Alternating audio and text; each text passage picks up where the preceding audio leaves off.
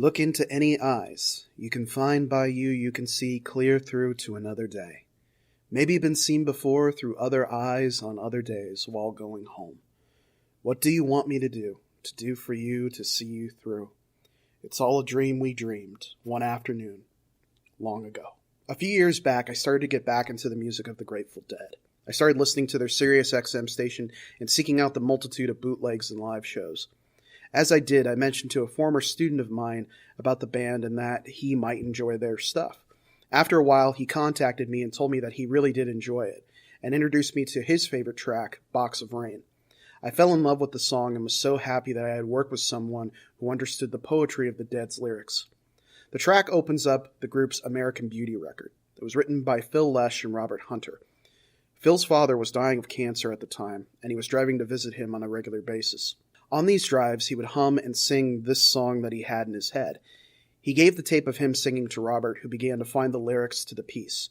Robert said he pulled the lyrics out as fast as his pen could write. Lesh had told Hunter that he wanted a song to sing to his dad as he passed away. Lesh was incredibly touched by the lyrics and often spoke of how this song helped him through the experience and others like it. He said that the original title of Ball of Rain just didn't sound right, though, so it became Box of Rain, and that he was referring to the planet Earth. The group also said that in many ways, the song Ripple is a sister song to this track. It contains similar imagery and messages. The song had its first performance 2 months before the album's release. It would be performed during an acoustic set at the historic Fillmore East in New York. The song held so much emotional weight for Phil that it wouldn't be played again live until 1972. It would be added to the group's set list on and off for the next few years. Then people began chanting in the crowd, "Let Phil sing," so they could hear the song. From there on, it became a show staple. It would be the last live song performed by the Dead in 1995 at Soldier Field, Chicago. It served as the opening song for the Fare Thee Well show, bringing it full circle. There's a great clip of Phil and Robert talking about the track on YouTube, and I'll put a link to it down below. It's such a touching song that I think reflects a passage of life so well. It's a fantastic piece of music. A special thanks to Chase for introducing me to this amazing track. Thank you so much, buddy. If you have something you'd like to hear me talk about, please leave your comment below. Thank you guys so much for watching. Please don't forget to help support this channel by liking, sharing, commenting, and subscribing, and I will see you guys next time. I think of all the David Bowie tracks, my absolute favorite is Cat People. I first heard it in the film Inglourious Basterds, where it was perfectly utilized by director Quentin Tarantino. I love that the song uses that heavy synth and how it builds and builds. It's very gothic and very heavy.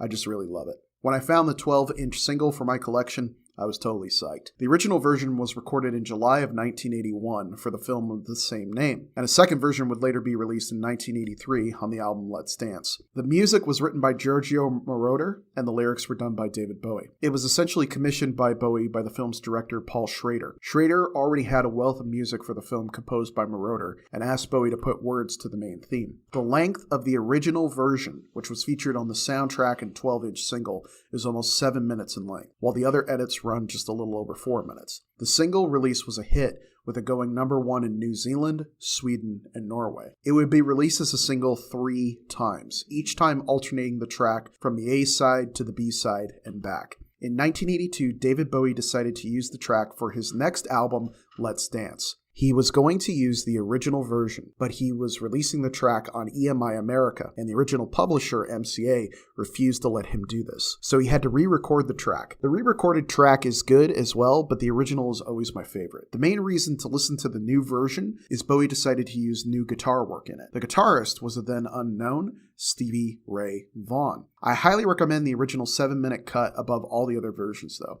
It's an absolute classic, and if you can find it, give it a listen. What is up, everybody? Matt here, back again with another video for you. Today we're going to be talking about the Grateful Dead and their contributions to the 1985 series The Twilight Zone. In 1985, CBS decided to revive their classic series, The Twilight Zone. A revival of the series had been pitched multiple times to the network ever since the original run's cancellation. The decision to move forward with the reboot came after CBS saw the success of films like E.T. and Poltergeist, and though it was only a minor hit, the film version of the series as well.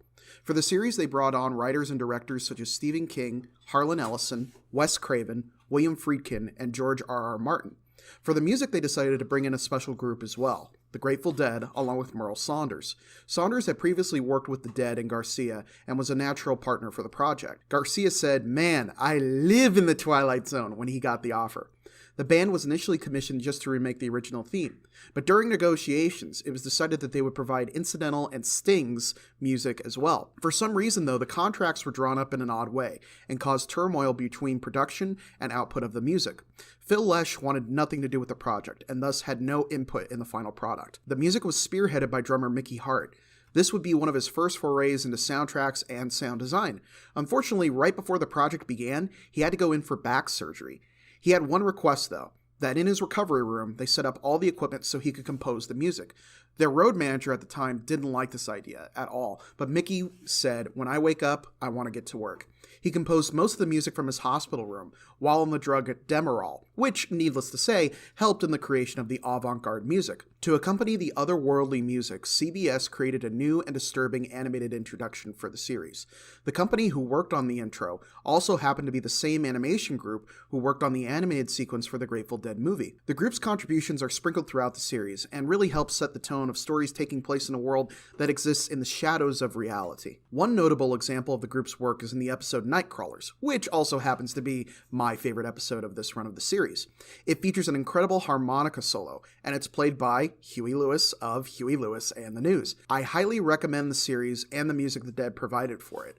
I'll include a link to the intro and the Nightcrawlers episode below. So, did you guys see the series? Did you know that the Dead helped out with the series? What did you think of the 1985 run of the Twilight Zone?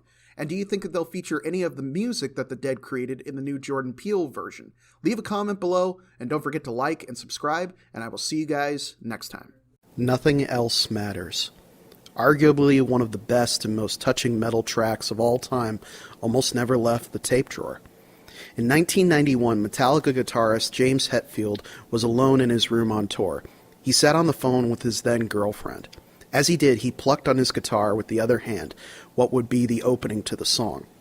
From there, he began to work on the lyrics that were also dedicated to his girlfriend at the time. Lyrics like, "So close, no matter how far." Hetfield originally never wanted it to be a Metallica song. He made it just for himself. After drummer Lars Ulrich heard it, he urged him to put it on the next Metallica album. In recording the track, James said he played every guitar on it, making this track one of the few Metallica songs not to feature lead guitarist Kirk Hammett. James was very nervous about the track as it was so different than anything the group had put out before. Famously, the Black Album was played in full at Madison Square Garden. James was nervous as to see how the crowd would react. He said, to see if these people just look at each other and throw up. People were pretty into it, which was pretty amazing. The music video for the song couldn't be played on MTV during normal daytime hours, as it featured pinup posters in the background, so they only played it at night. It would be a while before the song would be performed live, as Kirk would have to learn the intro and other parts of the song. He said, "We kept putting it in the set list and taking it out until we were certain we were actually able to play it." The song would be released as a single, charting at number 34 in the United States and number 6 in the UK.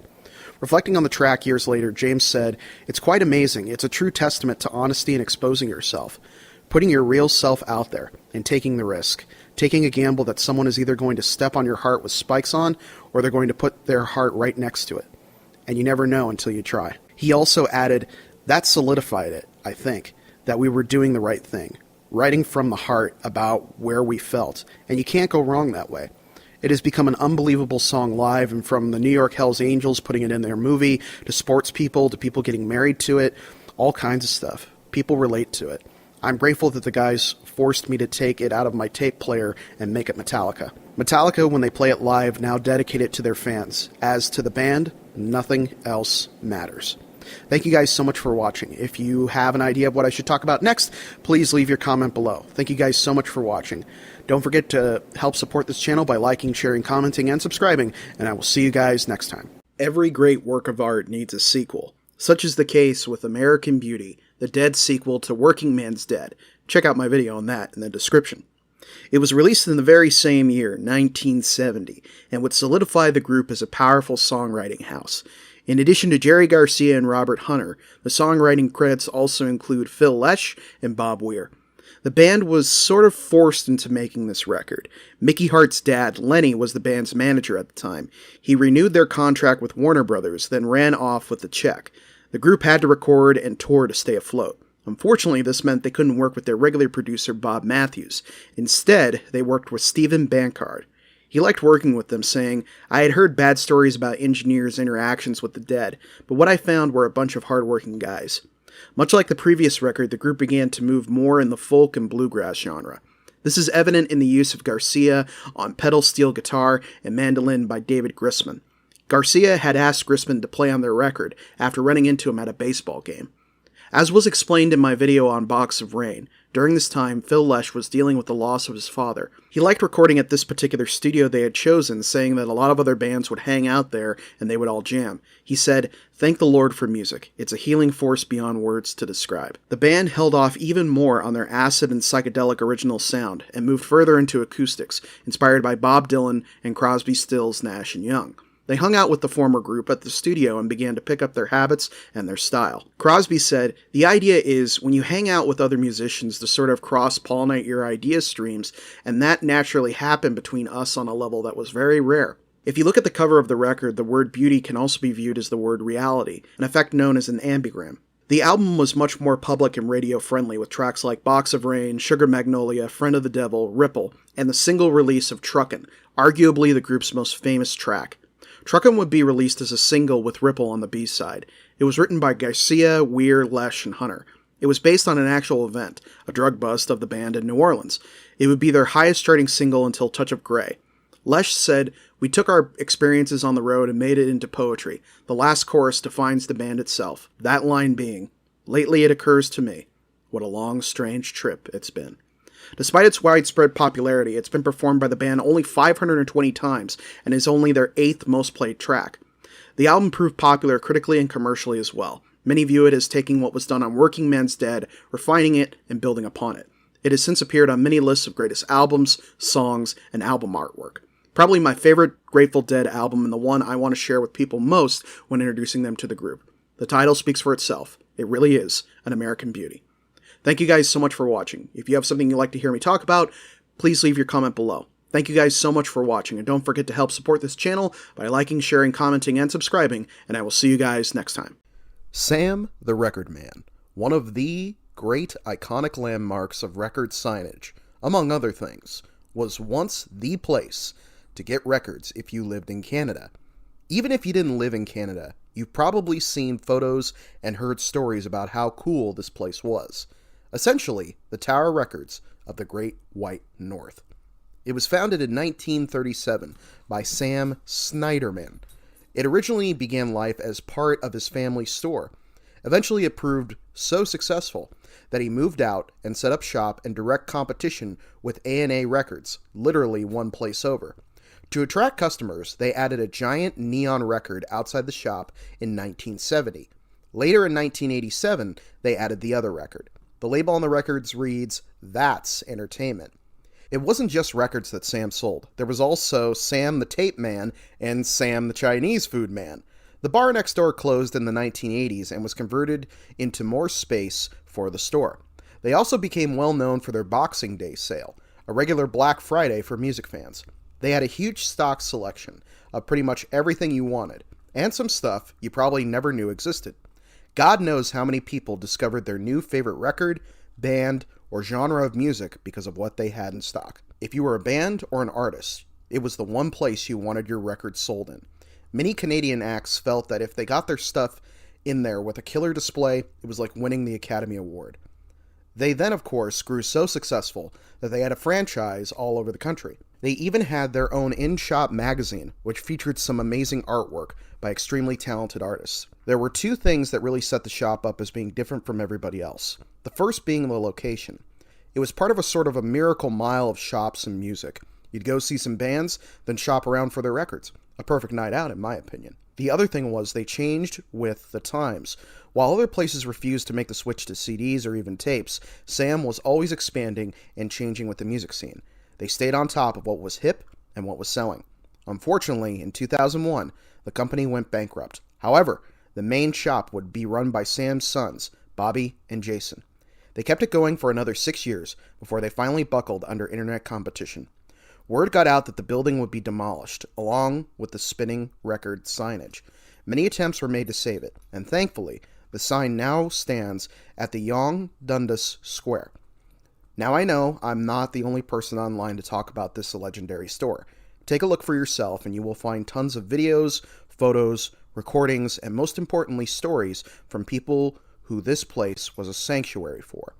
The story of Sam the Record Man is not just the story of one record shop. It is the story of all of our favorite shops and the personal, emotional, and spiritual impact they left on us all. Thank you so much for watching this video. If you have a suggestion of what you'd like to see next, you want to leave a nice comment, or you don't agree with me, you can leave one below. Also, did you shop at Sam's? Do you wish you shopped at Sam's? Leave your comment below and help support this channel by liking, sharing, and subscribing. I will see you guys next time. One morning, I woke up and I knew you were really gone. A new day, a new way, and new eyes to see the dawn. Go your way, I'll go mine, and carry on. Following up a successful album is never easy, especially when it's your first. Such was the case with the Crosby, Stills, Nash & Young sophomore release of Deja Vu. Speaking on the project, Stills said, "Getting that second album out of us was like pulling teeth. That's why it took 800 hours to produce. There was song after song that didn't make it. Others had to be worked on an awful lot. The track Deja Vu must have taken 100 takes in the studio. But Carry On happened in a grand total of 8 hours, from conception to finished master. So you never know." The track can be viewed in two perspectives, the first being of a loved loss and moving on. Both Stills and Nash had broken up with their respected girlfriends, and Crosby had lost his to a car accident. He said, "I was in the worst place I've been in my whole life. I would walk into sessions and break down crying. I couldn't function. I was in love with that girl." Alternatively, it can be viewed from the perspective of the turmoil to keep the rising band together. Drummer Dallas Taylor commented, "The song was written in the middle of the Deja Vu sessions, when Nash told Steven that they still didn't have an opener for the album. It was something of a message to the group, since it had become a real struggle to keep the band together at that point.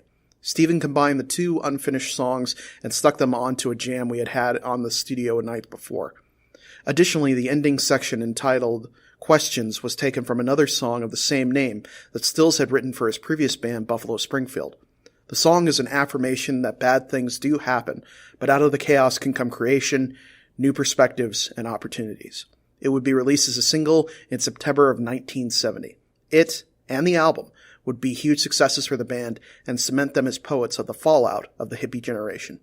A special thanks to David Gina for suggesting this track. If you have something you'd like to hear me talk about, please leave your comment below. Thank you again so much for watching, and don't forget to help support this channel by liking, sharing, commenting, and subscribing, and I will see you guys next time.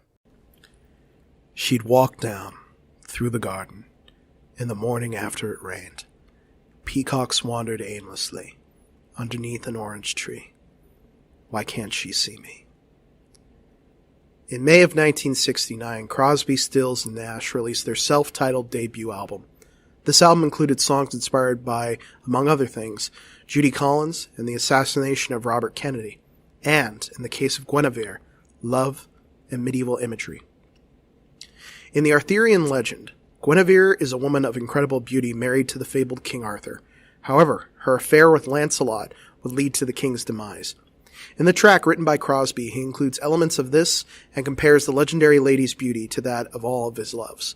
Crosby said, "It's about 3 women that I loved, one of whom was Christine Hinton, the girl who got killed, who was my girlfriend, and one of whom was Joni Mitchell. And the other one is somebody that I can't tell.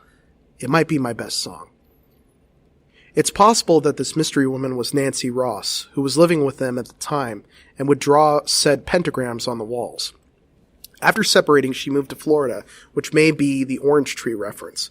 The song has an unusual structure similar to that not only seen in medieval-style pieces, but also on Sketches of Spain by Miles Davis. Miles Davis would actually later record his own version of this particular track. The track only features Crosby and Nash, with Crosby being the only guitarist. It is often regarded as one of the best tracks Crosby has ever created, and has been viewed by many as one of the most accurate depictions of young love. A special thanks again to David Gina for suggesting this track. If you have something you'd like to hear me talk about, be it related to music or not, please leave your comment below. Thank you again so much for watching. Help support this channel by liking, sharing, commenting, and subscribing, and I will see you guys next time. What you're looking at is probably one of the coolest formats music has ever been issued on, X-rays. Typically something like this is done for artistic reasons, but in this case, it was done out of government defiance. The story goes all the way back to the end of World War II. The Soviet Union was in full control, and most, if not all, of Western music was banned. Of course, though some folks were still able to sneak in actual records and tapes, but some found a cheaper and slightly morbid option. Scrounging through old medical dumpsters, they found X-rays.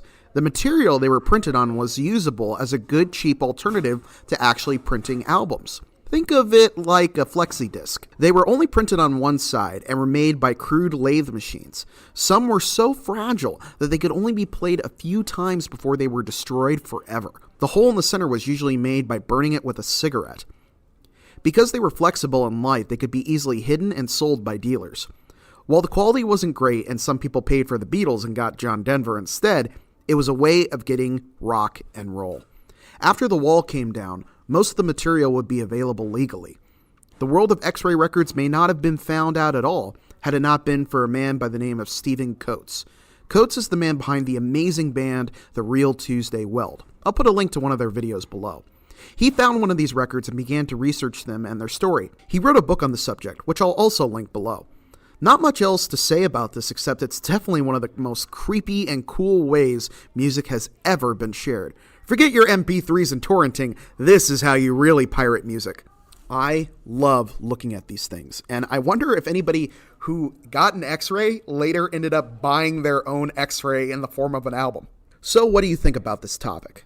Do you or someone you know have one of these? Did you buy one during the censorship? Share your thoughts below. Help support this channel by liking, sharing, subscribing, and suggesting topics for my next video.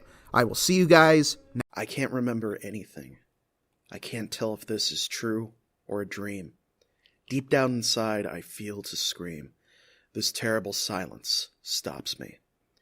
Few bands could have portrayed a living hell the way Metallica did with their single One from their album And Justice for All. The song was written by James Hetfield and Lars Ulrich. Hetfield based the music on the Venom track Buried Alive. Ulrich came up with the lyrics that were loosely inspired by the movie and book Johnny Got His Gun, in which a World War I soldier is blown up by a landmine but somehow survives. He loses his arms, his legs, his sight, and his ability to speak, but is kept alive through medical equipment. He retreats into his mind to find a way to call for help. He eventually begins bobbing his head back and forth using Morse code, asking for doctors to please kill him. Parts of this film would be incorporated into the music video for the song and for live performances. The track begins as a melodic piece in 4/4 time, before moving to a much faster tempo for the second half. It is a fantastic showcase of the technical skills of the band members, especially guitarist Kirk Hammett with the second solo.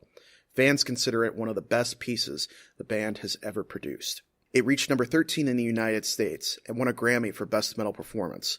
The group performed the song twice at the Grammys, once in 1989 and again in 2014 with pianist Lang Lang. Metallica actually owned the rights to the film that inspired the song. They purchased them so they wouldn't have to continually pay royalties to use clips from it in live performances. It has been performed more times live than any other song off the album. While I do love the live version played with the full symphony on S&M, my favorite version is the full-length music video with the audio clips from the film. It adds to the impact of the piece and really drives the message home. I say the full video version as 3 were produced, each one containing less and less footage. To me, this is a track that I feel shows the power and skill of the band. It not only is a great example of what thrash metal can be, musically, but also lyrically. Thank you so much for watching. If you have a suggestion of what I should talk about next, be it Metallica related or not, please leave your comment below. Thank you so much for watching. Please help support this channel by liking, sharing, commenting, subscribing, watching my old videos, and I will see you guys next time. With the new Dune film coming out, I thought it'd be a good time to take a look at the music from the first film interpretation. Normally this is where I talk about the film and its production, but when it comes to David Lynch's Dune, there's a little bit too much to cover in just one video. To sum it up, it took forever to get the film into production. David Lynch created his own unique vision for the original novel by Frank Herbert, and then the studio got involved and butchered it to death in an attempt to make it more commercial. Over the years, the film has become a cult classic, introducing many to both the works of Frank Herbert and David Lynch. While the film did feature Sting as one of the film's characters, he did not contribute to the soundtrack. Everything on the score is composed by the band Toto, with the exception of the track Prophecy, which was done by Brian Eno.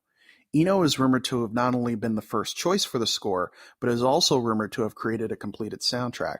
David Paich met with David Lynch in Mexico City to give him the group's demo for the soundtrack. Lynch and the film's producer, Rafaela de Laurentiis, liked what they heard. Later that night, Lynch and Paich listened to Shostakovich's 11th to get an idea of what they wanted the music to be like. David Lynch only gave the group one note, low and slow. The only time they had issues was when a harp was featured. Lynch apparently hates harps and told them to lose it. In addition to the band, with the exception of vocalist Fergie Fredriksson, the score was recorded with the Vienna Symphony Orchestra. To conduct the music, they got Alan Ferguson and Paich's father, Marty. The soundtrack is as interesting as the film is for me. It's very cool, rock and roll, symphonic, and it's just a strange experience that fits well with Lynch's visuals. When the soundtrack was reissued in an expanded format, Paich said, "I highly recommend against anyone attempting the pseudo-self-indulgent quasi-Promethean endeavor on their first movie score." So what do you think about the Dune soundtrack? Leave your comment below. Do you think the new film is going to have an even better soundtrack? Again, leave your comment below. Thank you again so much for watching. If you have a suggestion of what I should talk about next, leave your comment below. And if you'd like to help support this channel, don't forget to like, share, comment, subscribe, watch my old videos, and I will see you guys next time. I have always tried to present a positive view of the world in my work. It's so much easier to be negative and cynical and predict doom for the world than it is to try and figure out how to make things better. We have an obligation to do the latter. Jim Henson. In 1978, production began on The Muppet Movie, a musical adventure telling the mostly true story of the Muppets' rise to fame. For the task of writing the songs for the film, Jim Henson turned to Paul Williams and Kenneth Asher. They were both accomplished songwriters in their own right and had previously teamed up for the 1976 version of A Star is Born. Henson described to the pair what he wanted for the opening, and the duo took it from there. For the most part, they were able to get the song written fairly quickly, but got stuck when it came to the chorus. The verses talked about rainbows, and they were trying to find a way to loop back to that. They took a break for dinner to clear their heads. Also at the dinner was Williams' wife, who inquired about their problem. They explained the situation and that they were looking for the rainbow connection. She suggested why not using that as the chorus, and it became the finished song. The song is the film's Somewhere Over the Rainbow. It serves as the film's I Want song. An I Want song is a term in musical theater where we learn all about a character's desires through one song. It also serves as an opportunity for those unfamiliar with the character of Kermit to get on his side for the upcoming adventure. To film the opening sequence with Rainbow Connection took 5 days and required Jim Henson to puppet Kermit in a steel drum inside a swamp. It also required multiple versions of the Kermit puppet to create the illusion of him playing the banjo. When released, the song proved to be a surprise hit. It charted in the United States and was even nominated for an Academy Award. Over the years, it's been covered by a number of artists, including Weezer, Willie Nelson, and the Dixie Chicks, to name a few. The version Weezer does with Hayley Williams of Paramore is probably my favorite version, and I'll leave a link to it below. An odd incident occurred with the song in 1996. A deranged man broke into a radio station and held the DJ hostage, demanding that they play the song. Unfortunately, the radio station didn't own a copy, so they couldn't play it. After a few hours, though, the hostage was released and the guy was arrested. That said, this song is a timeless classic, and it's one I always turn to in times of stress and sadness. Someday, we'll find it, the Rainbow Connection. Thank you all so much for watching. If you have a suggestion of what I should talk about next, or you want to leave a comment in general, please leave it below. Thank you again so much for watching, and you can help support this channel by liking, sharing, commenting, subscribing, watching my old videos, and above all else, seeing you next time.